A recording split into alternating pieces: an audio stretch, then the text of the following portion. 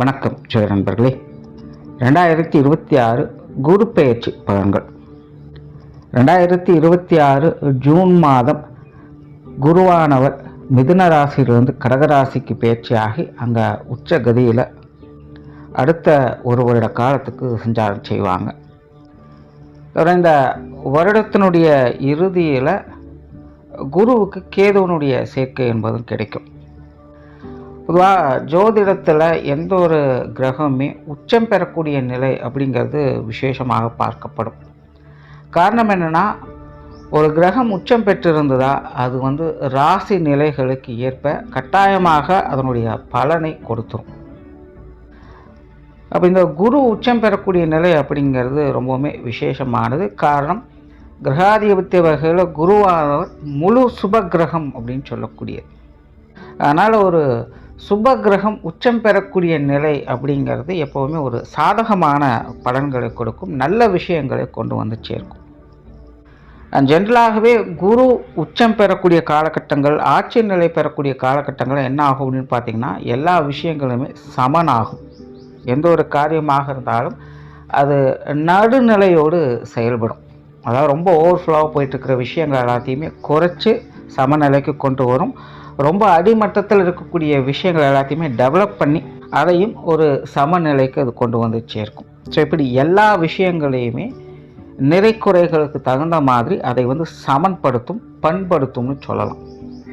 ஆனால் இந்த குருனுடைய நிலையானது இந்த அராஜக விஷயங்களையும் கொஞ்சம் கட்டுப்படுத்தவே செய்யும். அதாவது அதர்ம விஷயங்கள் குறைந்து தர்ம விஷயங்கள் மின்னுயிரும் சொல்லலாம். தவிர இந்த இயற்கை சம்பந்தப்பட்ட விஷயங்களும் கூட நல்ல வகையில் பயன் தரக்கூடிய வகையில் அமையும். அதனால் இந்த குரு உச்சம் பெறக்கூடிய அந்த காலகட்டங்களில் பார்த்திங்கன்னா நல்ல மழை வளம் என்பது இருக்கும். விவசாயம் சார்ந்த வியாபாரங்கள் அப்படிங்கிறது நல்லபடியாக அமையும். ஆன்மீகம், அறிவியல், கல்வி ரீதியான விஷயங்கள், வித்வத்தன்மை பலம் பெறக்கூடிய நிலைகள், குழந்தைகளுடைய முன்னேற்றம் சார்ந்த விஷயங்கள், சொத்து சுகங்கள் சம்பந்தப்பட்ட விஷயங்கள், பொருளாதார நிலைகள், இது எல்லாமே பார்த்திங்கன்னா ஒரு சீரான நிலைகளுக்கு அது மாற ஆரம்பிக்கும். அதாவது எந்த ஒரு நிறை குறையும் இல்லாத அமைதியான சுமூகமான நிலைகள் எதுவோ அந்த நிலைகளுக்கு கொண்டு சேர்க்கும். அதற்கான வழிகளை இந்த காலகட்டம் காமிக்கும். சுருக்கமாக சொல்லணும்னா, ஒரு பீஸ்ஃபுல்லான லைஃபுக்கு என்ன தேவையோ அந்த விஷயங்கள் இந்த காலகட்டங்களில் மேலோங்கும் அப்படின்னு சொல்லலாம். பொருளாதாரம் அப்படின்னு சொல்லும்போது இப்போது தங்கம் அப்படிங்கிறது ரொம்ப ட்ரெண்டிங்காக இருக்குது. ரொம்ப நாளுக்கு நாள் உயர்ந்துக்கிட்டே இருக்குதுன்னு சொல்லிகிட்டு இருக்கு. நிறைய பேர் தங்கம் விலை அப்படிங்கிறது உயரும் உயரும் அப்படின்னு சொல்லிகிட்டு இருக்காங்க. ஆனால் நான் இந்த வருட பலன்களையும் சரி, இதற்கு முன்னாடி போட்ட சனிப்பெயர்ச்சி பலன்களையும் சரி, தங்க நிலை அப்படிங்கிறது கரெக்ஷன் ஆகும் தான் சொல்கிறேன். குறிப்பாக இந்த வருட கடைசி வரைக்கும் பார்த்திங்கன்னா தங்கத்தினுடைய விலை கொஞ்சம் குறைஞ்சிட்டு தான் வரும். பெரிய அளவில் மேலே போகிறதுக்கு வாய்ப்பு இல்லை. இந்த கேதுவனுடைய சேர்க்கையெல்லாம் குரு கிராஸ் பண்ணதுக்கு அப்புறமா தங்கத்தில் சிறு சிறிதாக முதலீடு பண்ணுங்கள். அது உங்களுக்கு லாங் டேர்மில் ஒரு நல்ல அசட்டாக அமையும். இப்போதைய நிலையில் வெயிட் பண்ணுறது தான் நல்லது. அதைத்தான் கிரகங்கள் சொல்லுது. ஸோ பொதுவான வகையில் இந்த குருவனுடைய அமைப்பானது எல்லா விஷயங்களையுமே ஒரு சமச்சீரான வகையில் செயல்படும்னு சொல்லலாம்.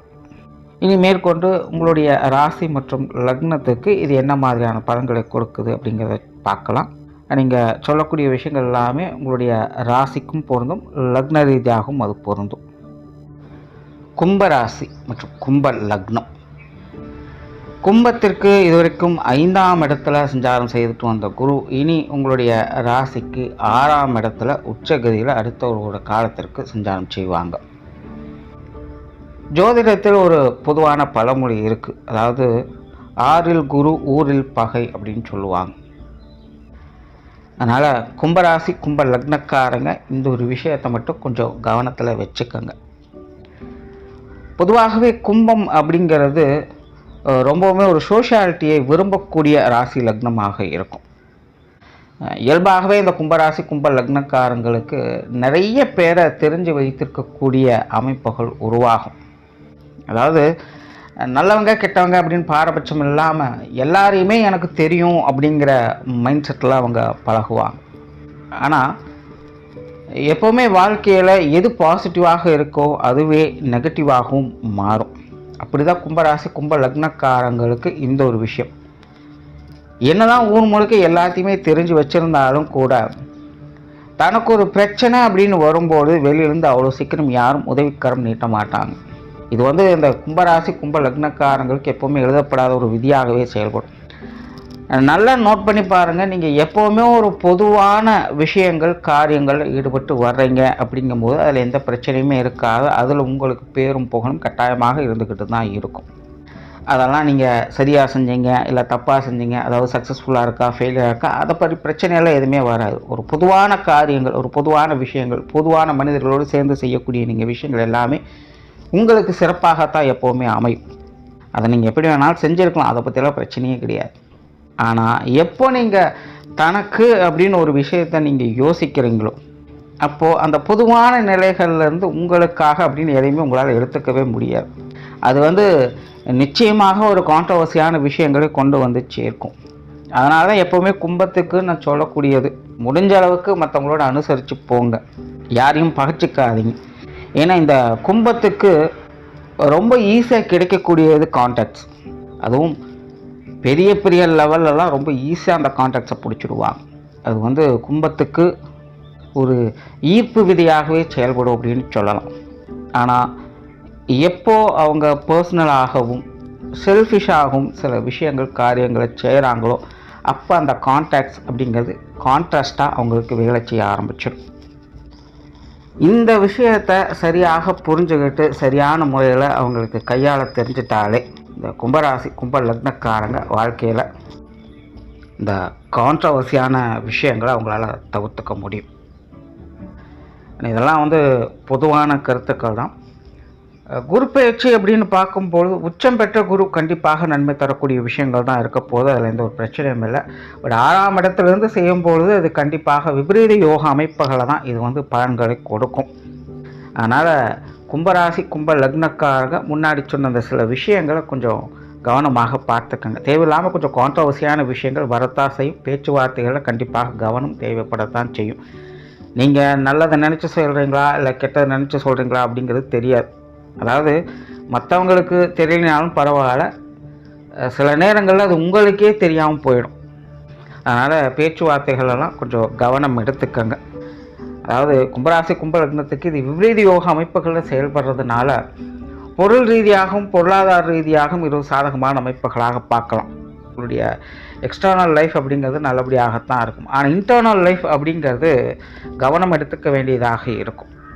மன ரீதியாக ஏற்படக்கூடிய சலனங்கள், கருத்து வேற்றுமைகள், மன சஞ்சலங்கள் போன்ற நிலைகள் இதெல்லாம் கொஞ்சம் அதிகமான தாக்கத்தை ஏற்படுத்தும். அதனால் கும்பராசி கும்ப லக்னக்காரங்க இன்டர்னல் சமாச்சாரங்களில் கொஞ்சம் கவனமாக இருங்க. இதுவாக இருந்தாலும் பொறுமையாகவும் அமைதியாகவும் விட்டு கொடுத்து டீல் பண்ணுங்கள், நன்மையை கொடுக்கும். தொழில் வேலை உத்தியோகம் சம்மந்தப்பட்ட விஷயங்கள் இந்த காலகட்டங்களில் சிறப்பாகவே இருக்கும். காரியங்களில் பெருசாக எந்த தொந்தரவுகளும் இருக்காது. காரிய தடைகள் விலகும். ரொம்ப ஃப்ரெஷ்ஷாக எல்லாத்தையும் டீல் பண்ணுவீங்க. புதிய வேலை வாய்ப்புகள், தொழில் வாய்ப்புகள் போன்ற விஷயங்கள்லாம் பிரகாசமாகவே இருக்குது. வேலை மாற்றங்கள், தொழில் மாற்றங்கள் போன்ற விஷயங்கள் கூட கும்பராசி கும்ப லக்னக்காரர்களுக்கு நல்ல விஷயங்களை கொடுக்கும். ஸோ கரியர் ரிலேட்டடாக பெருசாக தொந்தரவுகள் இல்லை. முன்னாடியே சொல்லிட்டேன், எக்ஸ்டர்னல் சம்மந்தப்பட்ட விஷயங்கள், பொருள் மற்றும் பொருளாதாரம் சம்மந்தப்பட்ட விஷயங்கள் கும்பராசி கும்ப லக்னக்காரங்களுக்கு சாதகமாக தான் இருக்கும். அதனால் இந்த தொழில் வேலை உத்தியோகம் சம்மந்தப்பட்ட விஷயங்களில் கும்பராசி கும்ப லக்னக்காரங்க சிறப்பான பலன்களை பார்த்துக்கிட்டு வருவாங்க.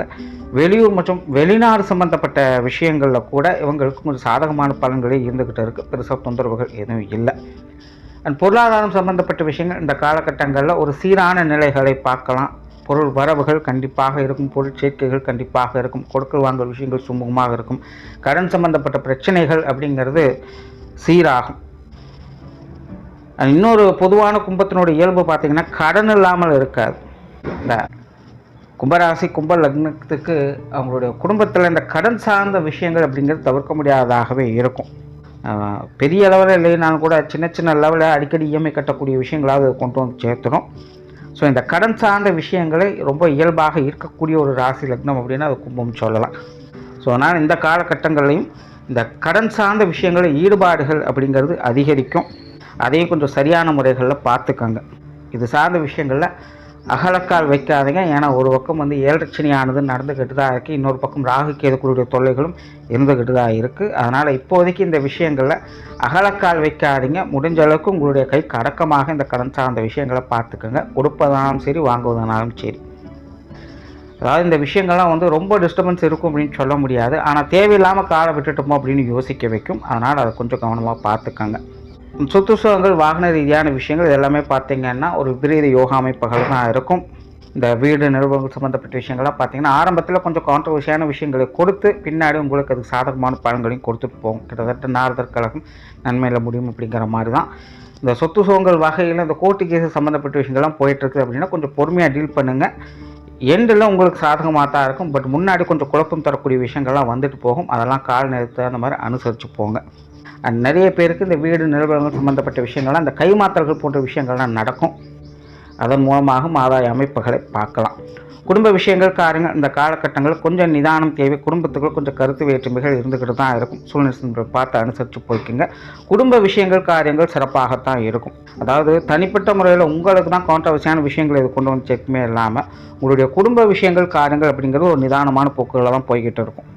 அதனால் விஷயங்கள், காரியங்களை சமாளிச்சிடலாம். உறவுகள் வகையில் மட்டும் பேச்சுவார்த்தைகளை கொஞ்சம் கவனம் எடுத்துக்கங்க. திருமண அமைப்புகள், புத்திரபாக்கிய விஷயங்கள் போன்ற நிலைகள்லாம் கொஞ்சம் சாதகமான நிலைகளே இருக்குது. மாணவர்களுக்கு கல்வி வித்தை சம்பந்தப்பட்ட விஷயங்கள் சாதகமாகவே இருக்கும். ஸோ ஓவராலாக கும்பத்தை பொறுத்த வரைக்கும் இந்த குரு பயிற்சியானது பெரும்பாலும் மறைமுக விபரீத யோகா அமைப்புகளே செயல்பட்டு வரும். உங்களுடைய பேச்சுவார்த்தைகளில் கவனம் தேவை. மற்ற விஷயங்கள் எல்லாமே ஓகே தான். நன்றி, வணக்கம், வாழ்க வளமுடன்.